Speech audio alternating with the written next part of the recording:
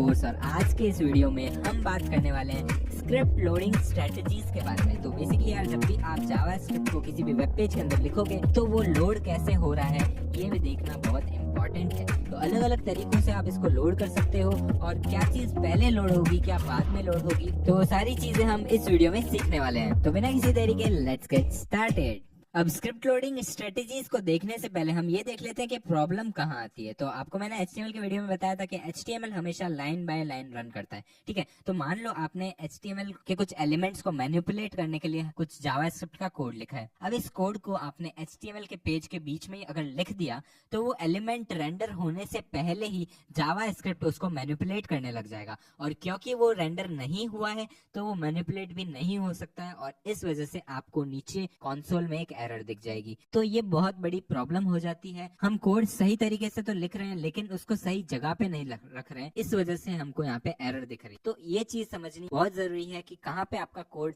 रखना है आपको और कहाँ पे नहीं रखना है। और यही एक वजह थी जिसके लिए मैंने आपको बोला था कि जावास्क्रिप्ट को आप हमेशा सबसे नीचे लिख रहे होंगे, क्योंकि आपके एलिमेंट्स पहले रेंडर हो जाने चाहिए, फिर आपकी जावास्क्रिप्ट चलनी चाहिए। अब इसको करने का एक और तरीका है। तो यहाँ पे आप एक इवेंट लिसनर का यूज कर सकते हो जिसका नाम है डॉम कंटेंट लोडेड। तो इससे क्या होगा, जैसे ही आपका कंटेंट लोड होगा उसके बाद में ये फंक्शन चलेगा जिसमें आप अपना जावास्क्रिप्ट का कोड लिखोगे। तो इससे एरर्स अवॉइड होगी क्योंकि आपका डॉक्यूमेंट मॉडल सबसे पहले लोड होगा और फिर आपका जावास्क्रिप्ट का कोड रन करेगा। और इसी वजह से यार फिर इस स्क्रिप्ट टैग को आप कहीं पे भी बीच में भी डाल सकते हो, क्योंकि आपने इस इवेंट लिसनर को यूज किया है और वो मेक श्योर करेगा कि डॉम आपका लोड हो जाना चाहिए। और अगर आप कोई एक्सटर्नल जावास्क्रिप्ट का यूज कर रहे हो, मतलब आप कोई नई फाइल बना रहे हो, तो उसको भी आपको सबसे नीचे लिखना होता है। लेकिन अगर आप उसको ऊपर लिखना चाहो तो एक एट्रीब्यूट का यूज कर सकते हो जिसका नाम है डिफर। तो डिफर से क्या होता है, तो बेसिकली आपका HTML और CSS का कोड लोड होने के बाद में ही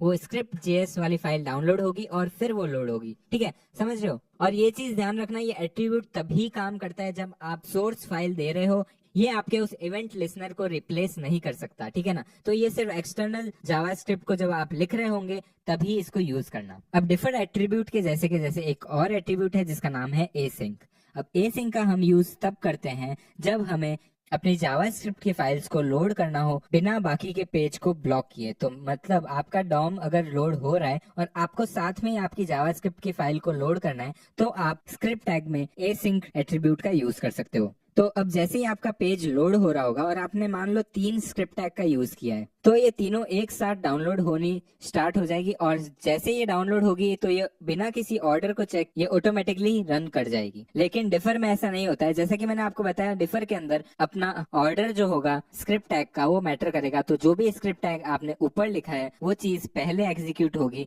और उसके बाद में उसके बाद वाली चीज एग्जीक्यूट होगी। तो पिछला वाला जो भी हमारा स्क्रिप्ट टैग होगा वो तब तक के लिए ब्लॉक्ड रहेगा। तो कुल मिला के यार यहाँ पे बात ये है कि एसिंक और डिफर का हम यूज करके अपनी जो स्क्रिप्ट टैग है उसकी फाइल को बता रहे हैं कि कैसे उसको डाउनलोड होना है और रन करना है, ठीक है। तो एसिंक का हम तब यूज कर रहे हैं जब हमारी कोई भी दूसरी स्क्रिप्ट ब्लॉक नहीं है और इंडिपेंडेंटली वो वर्क कर रही है, उसमें कोई डिपेंडेंसी ना हो, तो आप एसिंक का यूज कर सकते हो क्योंकि उसके अंदर जो ऑर्डर होगा वो मैटर नहीं करता है। और डिफर का हम तब यूज कर रहे होंगे जब हमारे दूसरी स्क्रिप्ट पे हमारी ये वाली स्क्रिप्ट डिपेंडेंट हो, या फिर डॉक्यूमेंट ऑब्जेक्ट मॉडल पे हमारी स्क्रिप्ट अगर डिपेंडेंट हो, तो हमको ये देखना होगा कि पहले वो सारी चीजें पार्स हो जाए, रेंडर हो जाए, और उसके बाद में जहां हमने डिफर लगाया है वो वाली स्क्रिप्ट रन करेगी ऑर्डर को देखते हुए।